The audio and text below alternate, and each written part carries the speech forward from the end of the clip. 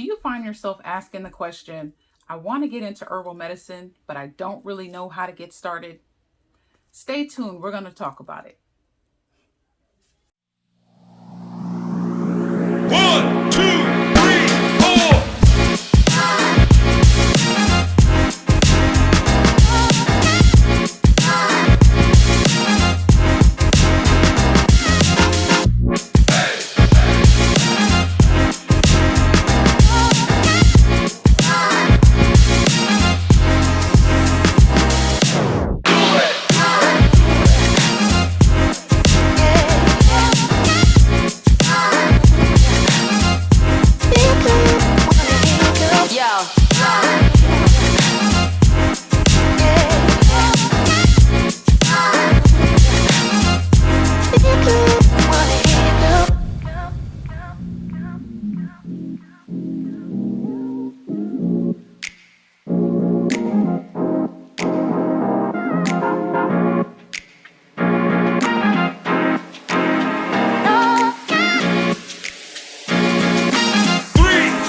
Welcome to my channel. Thank you so much for watching, subscribing.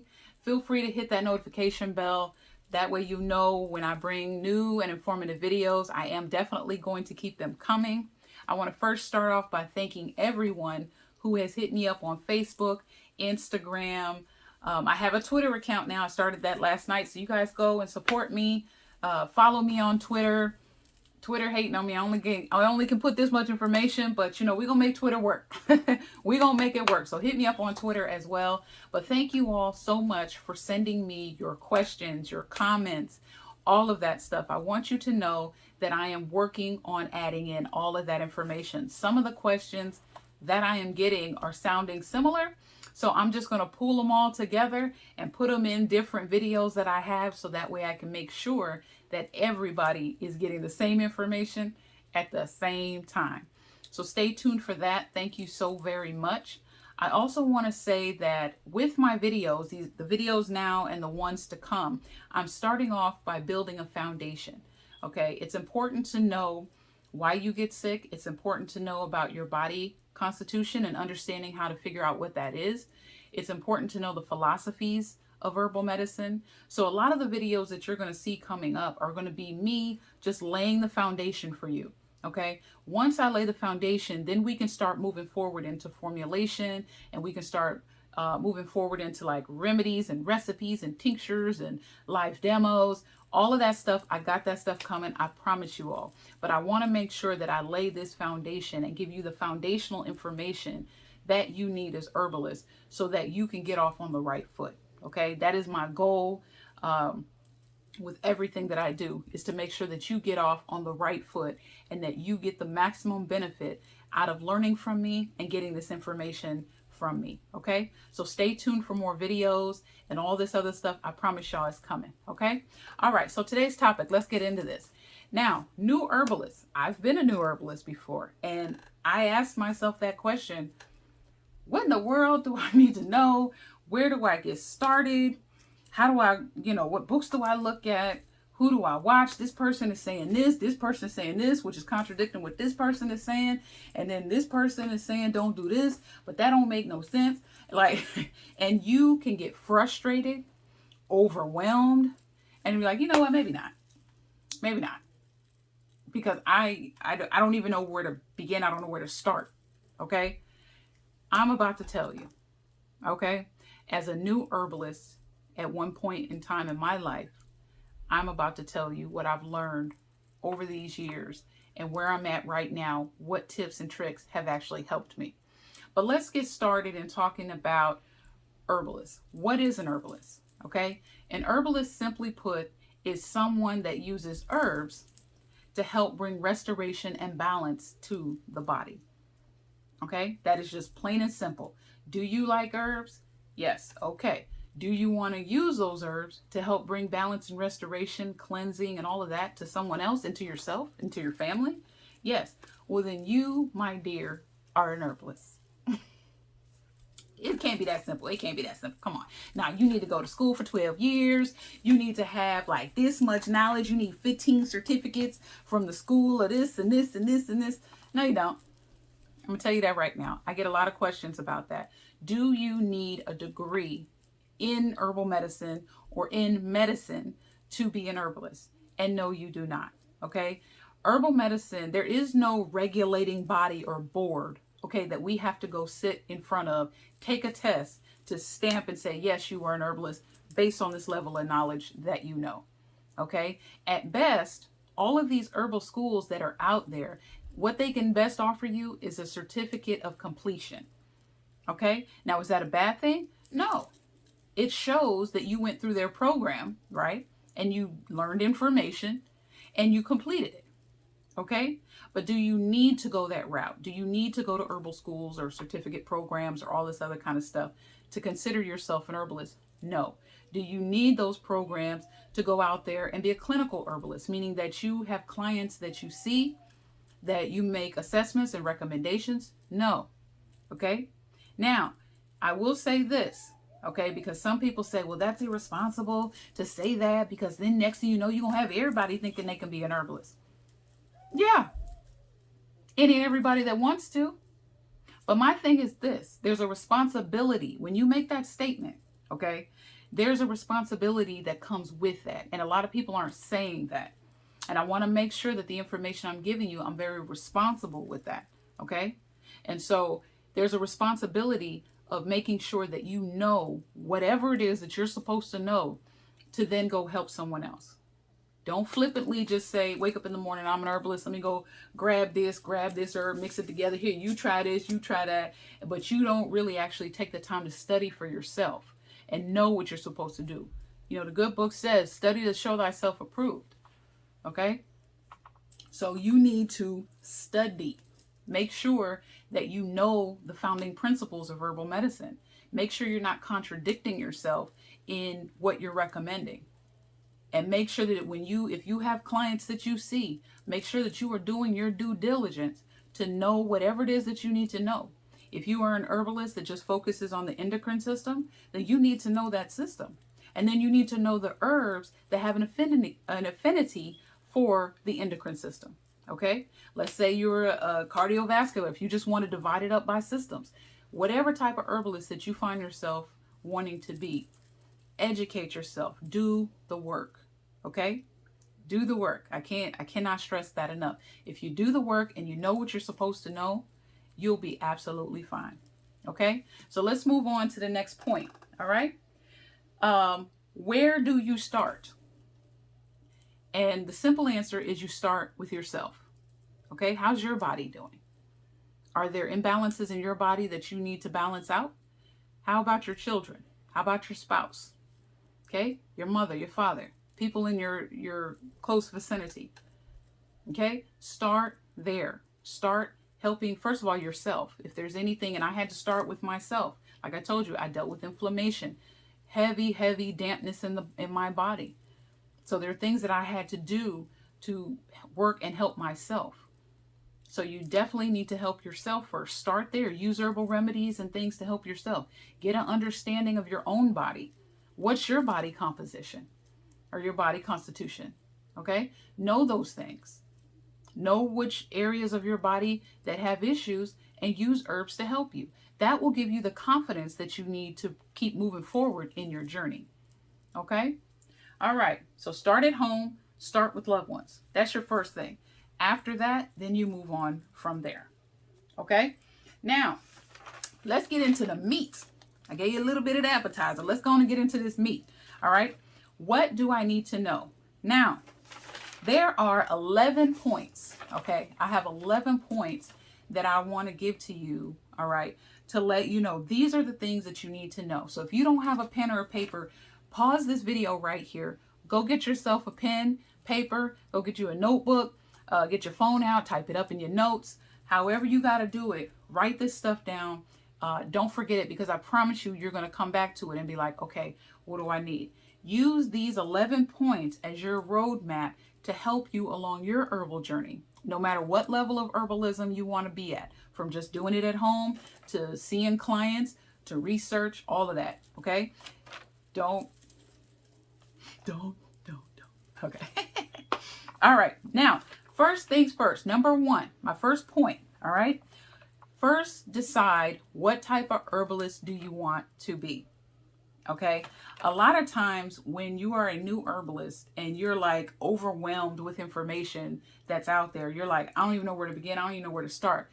It's because you have not officially defined how you want to be an herbalist. What type of herbalist do you want to be? What type of skin in this game do you want to have? Okay. Like I said before, do you just want to do herbal medicine at home with your kids? That's cool. Okay. That's the type of herbalist you want to be. So there's a level of knowledge that you need to know at that level. You know what I mean? Do you want to be a clinical herbalist? Do you want to be an herbalist researcher, herbalist blogger? Do you want to be a herb farmer? Do you want to be a herb distributor, manufacturer? Do you want to create herbal products? Okay.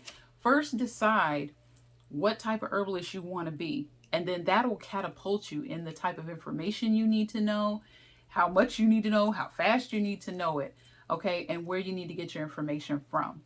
In the video, setting up your herbalist library, I talk about the categories, okay, of information that you'll need based on whatever level that you want to know it. Okay, so go back and check that video out. If you haven't, go ahead and check that video out. All right.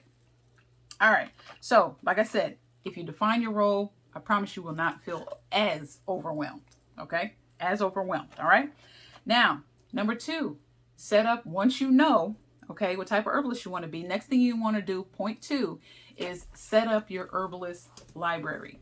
Okay, this is important because you want to now begin to start absorbing knowledge about whatever information for the level that you're on. You want to begin to absorb that information.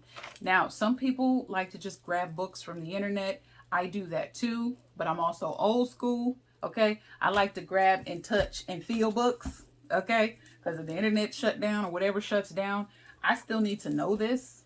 Okay, so I'm the type of person where I want to make sure that I can open a book, read a book, reference anything. You know, that's just me. Now, you may be different. You may be 100% technology based. That is okay too. Save your books, download PDF books, create you a folder. Okay, or you can organize your folders: anatomy and physiology folder, botany folder, remedies folders. However you want to do that on your computer, go ahead and do that. But I say have a healthy mix of the two. So that way, if in the event, for whatever reason, the internet go bonkers, you can still have access to that main information that you need to get. Okay, so set up the herbalist library so that you can have resource books at your fingertips and you can get the information and start to learn what you need. Okay, and I also talked about where you can get your books from. Okay, thrift stores, used bookstores. Don't feel like you got to always go to Barnes and Noble and all these other places. No knock to them, because I did order books from them. But don't feel like you always have to go there. You can get some books on a budget. Okay, archive.org. I tell you that all the time. Go on archive.org. You can get all kind of books free.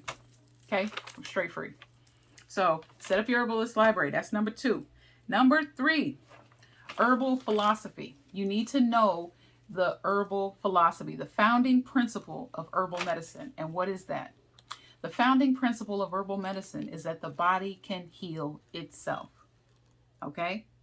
If given the proper conditions, the body can heal itself. Our body is working daily. Imagine my hands here. I don't know if you can see my other hand, because I got my scales. I mean my camera different. But imagine this being the scale. Okay, this is perfect balance. The body is constantly trying to maintain perfect balance for you. It's called homeostasis. Okay, and so what happens when you have toxic overload, parasites, stress, anxiety, fear, worry, overload of parasites and toxins, you know what I mean? The whole thing. Once you have all of that, this starts to happen. Okay. And when you get out of balance, which is what this is, then you are in trouble. You have what they call a dis-ease, which is a lack of ease, or disorder, which is a lack of order. Okay. So this is how the herbalists look at it. When you have a lack of ease or a lack of order, then the right thing to do is to use herbs to help put your body back right here to a state of perfect balance. Okay?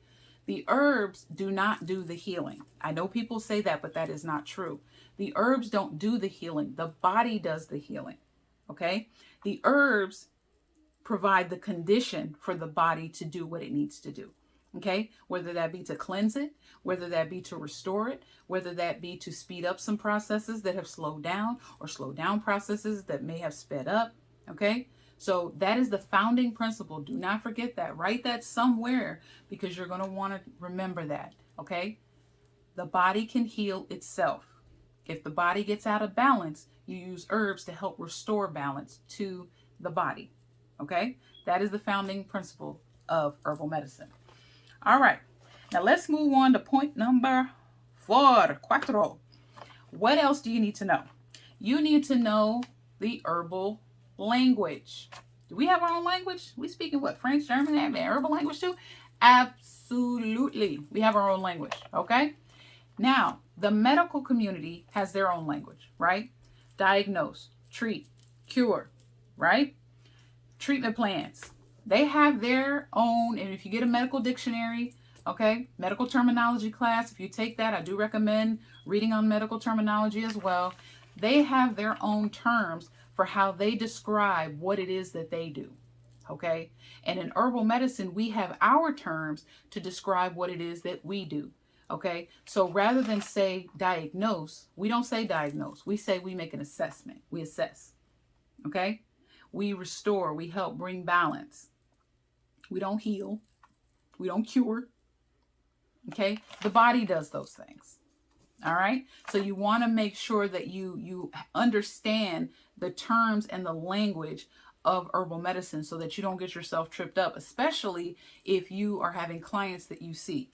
Okay? Because there is a thing out there, where you can get sued for practicing medicine without a license. And usually people that do that are the ones who are out here using the language of the medical community and not using the language of the herbal medicine community. And yes, they are different. Okay, the philosophies are different.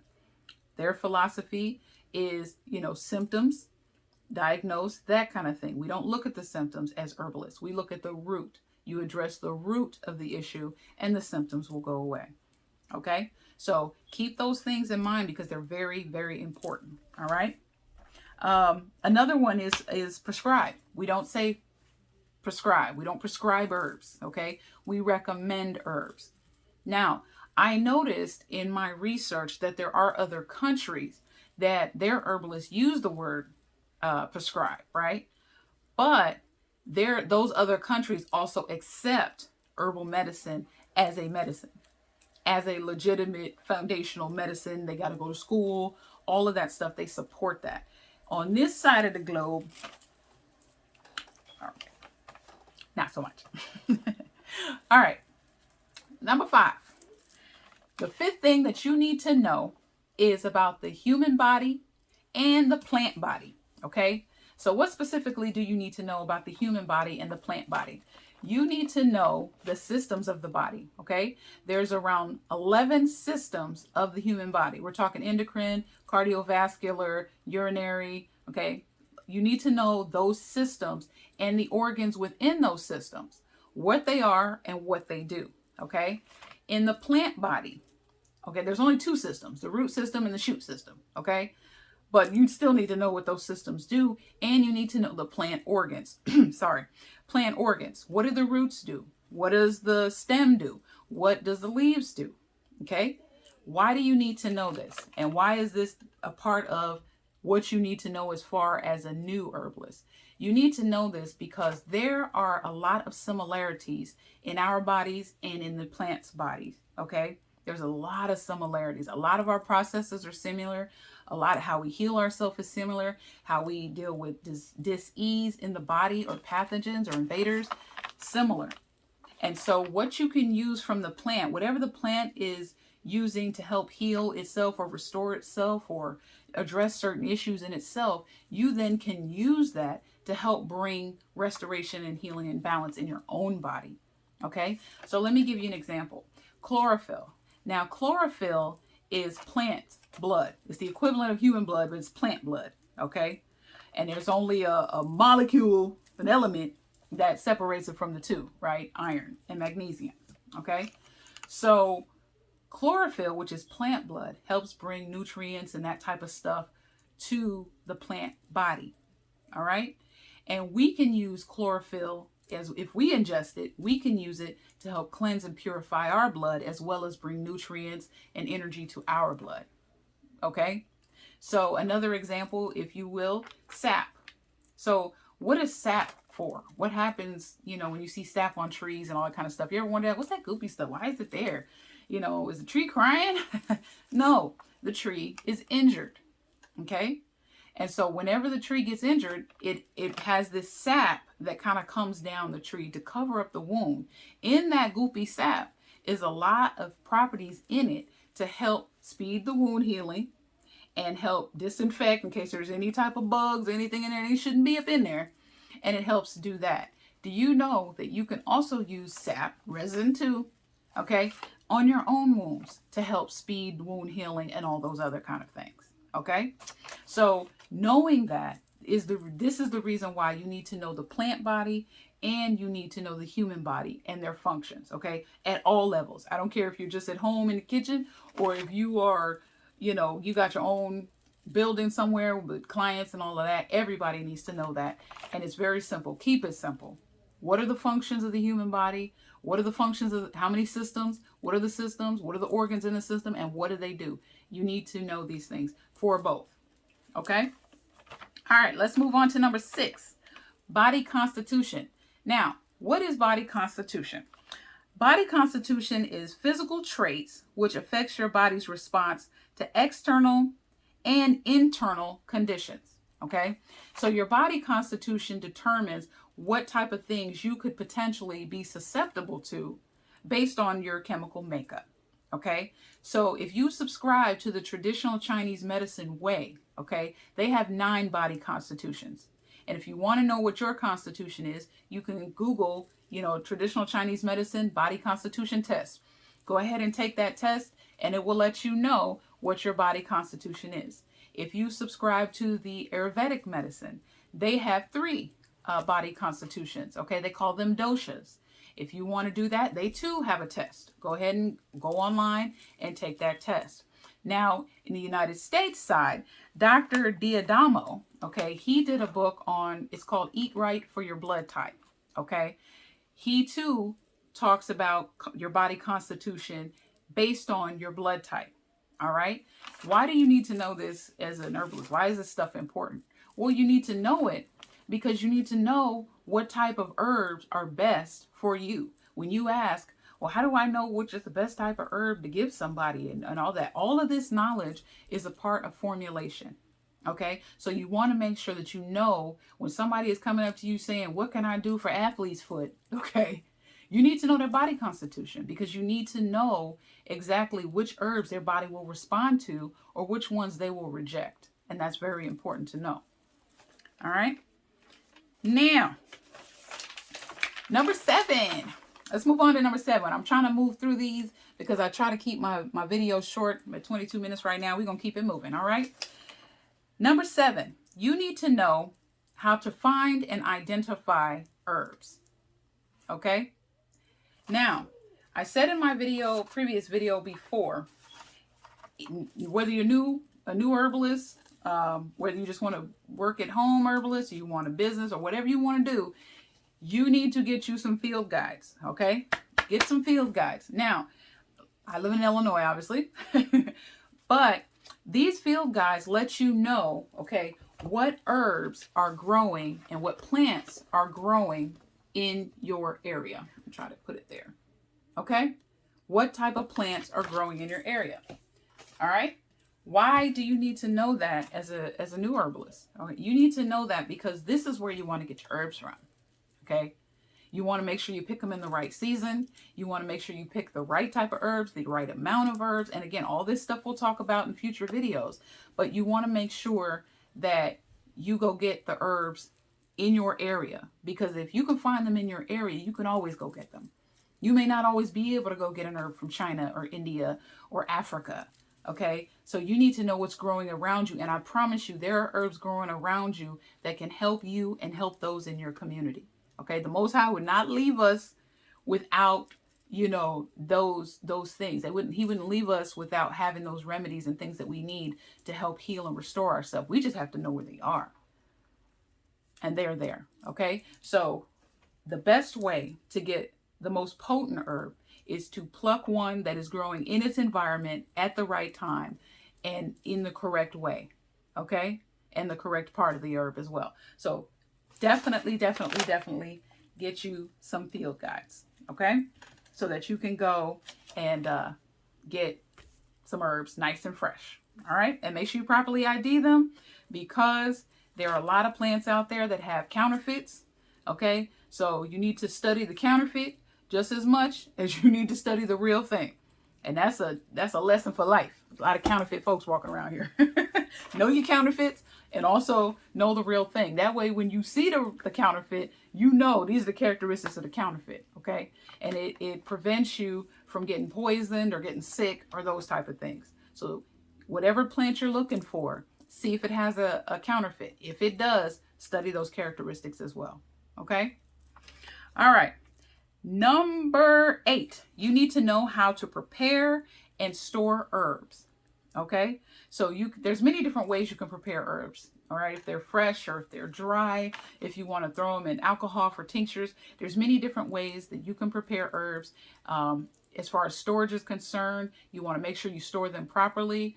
Usually for herbs, you want to make sure you put them in glass, dark glass, keep them out of sunlight, keep them out of extreme heats or colds. You want to make sure that, they're not in a plastic bag or just stuff like that. Okay. You want to keep your herbs so that they can keep longer. And then make sure when you purchase an herb, you write expiration dates and those type of things so that you know when this herb is about to be just done off. Okay. All right. Now, and that's the other thing to understand. Once an herb is plucked from the ground, it kind of starts its own decomposition process. Okay. So it does have an expiration date. It doesn't go on forever. All right. All right. Now, number 9. You need to understand how to formulate. Okay, that's number 9. You need to understand how to formulate.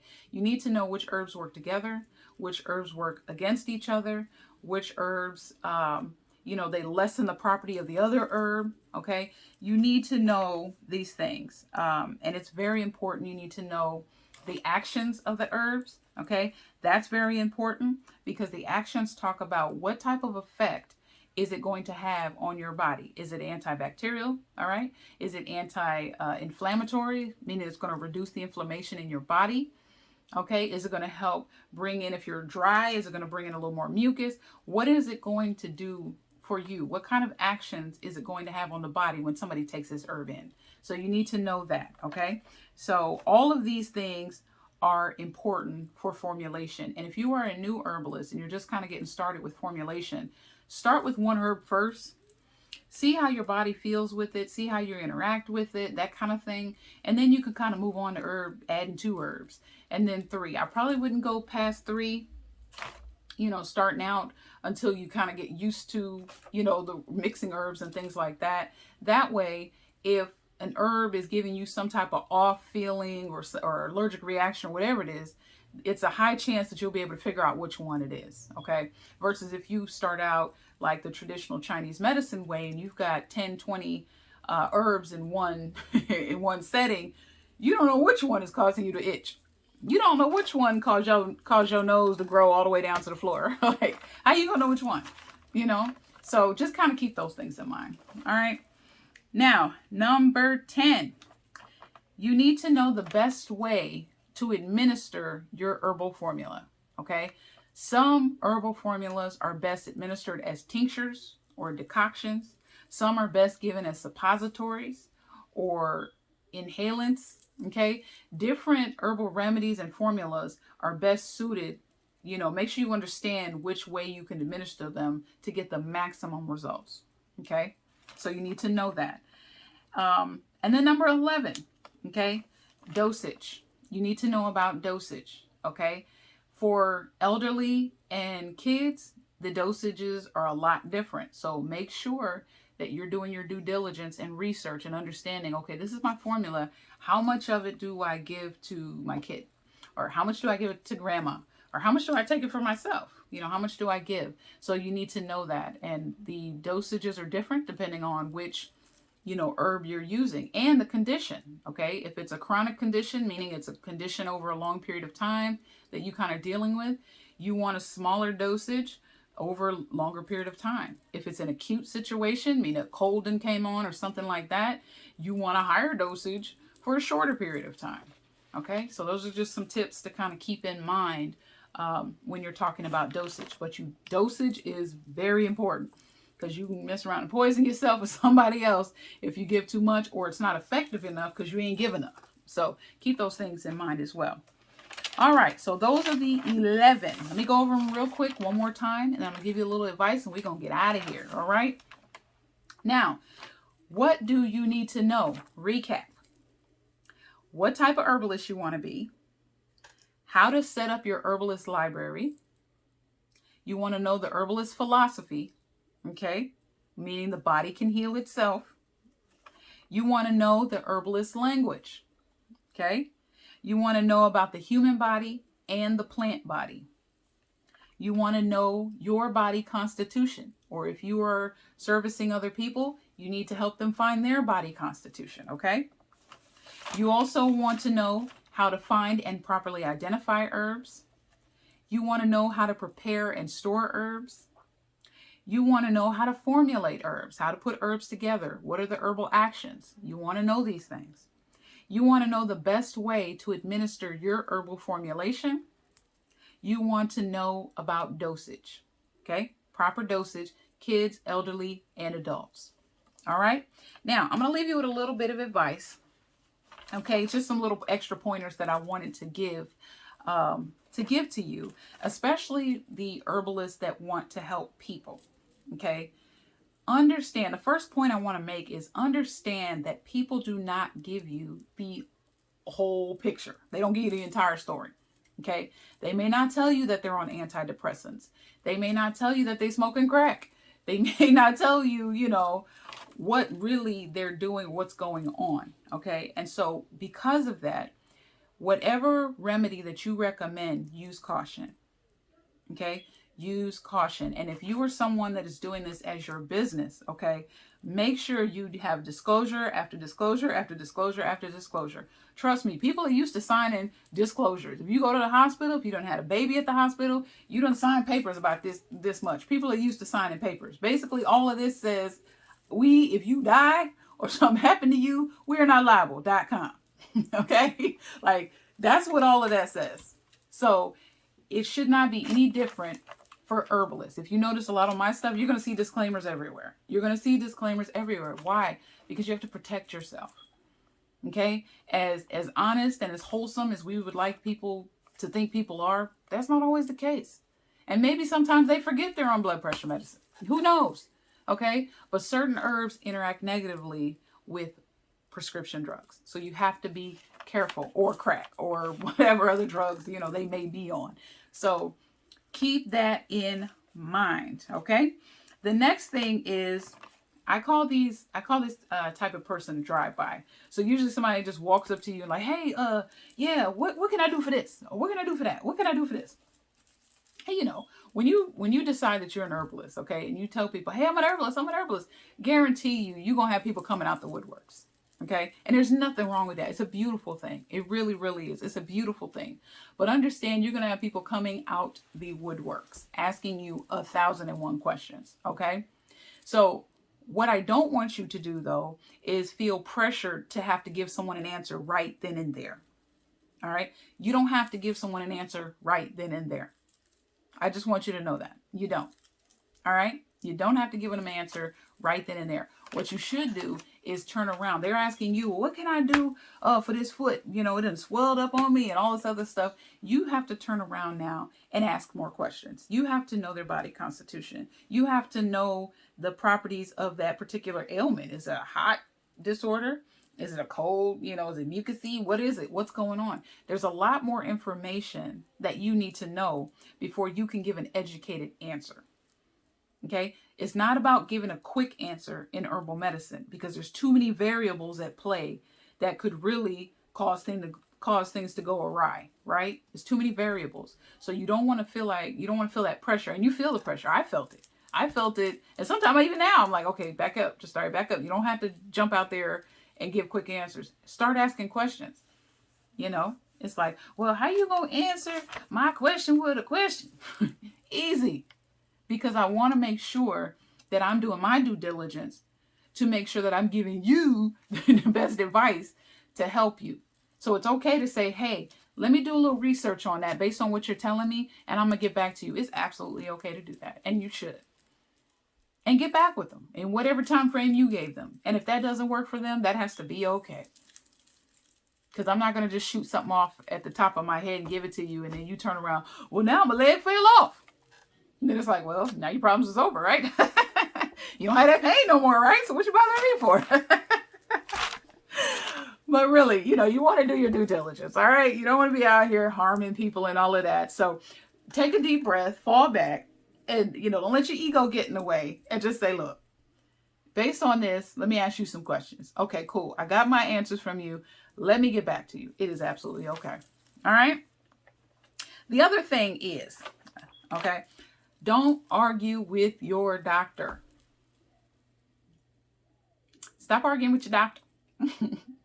It's not worth it. Okay? And let me give you the main reason why. Okay? Like I've said before, the doctors, okay, are beholden to the American Medical Association. All right? So their curriculums for their medical schools, all of this stuff is established up under the umbrella of the American Medical Association. Okay? They have a script, as I like to call it, a script. So you come in, you present with these symptoms, okay? Based on these symptoms, they say, okay, cool. It sounds like you, and the test, right? They take all these tests, diagnostic tests and everything else, right? And based on all this information, we've determined that you have X, Y, and Z disease, right? So based on that, now we go and look at these specific prescriptions that you're supposed to have for that. Don't believe me? Let me show you something. Why you got this book? Because I got it. I'm a researcher. I told you I get everything. This book right here is called the Merrick Manual. Okay? The Merrick Manual. Now, your doctor may have this in his office, or he may have this digitally in his computer. All right? So, the Merrick Manual. Let's pick a disorder. This book right here has all of the diseases and disorders, medically, right? Classified diseases and disorders. It has the symptoms. It has the test that you're supposed to give to determine if this is what it is. And it also has the what? The remedies, the prescription, and the drugs that you're supposed to prescribe to people. Okay? So let's pick something. I kind of picked out, it's a lot here. If you want to get this book, go ahead and get it. This is probably an older one, but let's pick real quick. This one is called mucormycosis. All right? And it's an infection caused by diverse fungal species. Okay. Symptoms most frequently result from invasive necrotic lesions in the nose and palate causing pain, fever, yada, yada, yada. Right? So then if you look here, it says symptoms and signs. It has diagnosis. I don't know if y'all can see that here. Okay. Then it tells you how to diagnose it. Right? Examination of tissue samples for broad ribbon-like septate hyphae. Right? Take a culture. And then it tells you the treatment. What you do. Okay? This is a script. All of this stuff in here. And it tells them exactly how they figure out what's wrong with you, what to do with it, and how to prescribe and what to prescribe. Okay? So this is what they're going off of. They are not trained to look at herbal medicine or herbs. Now, I will say in my experience, okay, in my personal experience with doctors, if they are from a culture that uses herbs or has historically used herbs or whatever, they've usually understood and like, okay, I have to say what I have to say, but I get you want to use herbal remedies. And they're more accepting of it than those where their culture is not to use herbs. Okay? So have a little patience with your doctors. Understand sometimes they can frustrate you, but you probably frustrating them too. It's just how it goes, right? But don't argue with your doctor. Don't waste your time. Just do what you know is right and what feels best for you. Okay? And the last thing, and I'm going to end this video because it's a little longer than I'd hoped it would be, but it's okay because I enjoyed it and I hope you enjoyed it and got a lot out of this video as well. The last thing I'm going to say to you as a new herbalist, enjoy the journey. enjoy the journey. It is a journey, but enjoy the journey. You're going to learn a lot along the way. You're going to bump your head. You're going to make mistakes. I made mistakes. I made bad remedies. I didn't, like I told you, I threw all kind of stuff in there thinking, oh, this inflammation, cool. I'm going to use all of these for inflammation. I didn't know at the time what I didn't know, but I know now. And I know now because I made a conscious decision to say, you know what? I'm going to go learn what I need to know. So learn what you need to know. Don't get discouraged along the way. Don't need validation. Don't seek for validation. Okay? Just get out there, be confident, encourage yourself, because sometimes it could be a lonely journey. People say you're crazy. So learn to encourage yourself. Get around other herbalists who are supportive, not catty. Nah, that ain't true. Stay away from them groups. But get around people that support a learning environment. Hey, you didn't know that, but hey, let me tell you this. That's the type of environment that you need. And that'll help give you that extra support that you need along the way. Okay? Take charge of your education and be blessed. Be blessed. Thank you so much for watching. Don't forget to like, share, and subscribe. If you have any questions, comments, or concerns, hit me on all my social media platforms, Facebook, Twitter, Instagram. You can also put questions down here, or you can email me at thedemystifiedherbalist.com. Thank you so much for watching. Have a great day. Bye.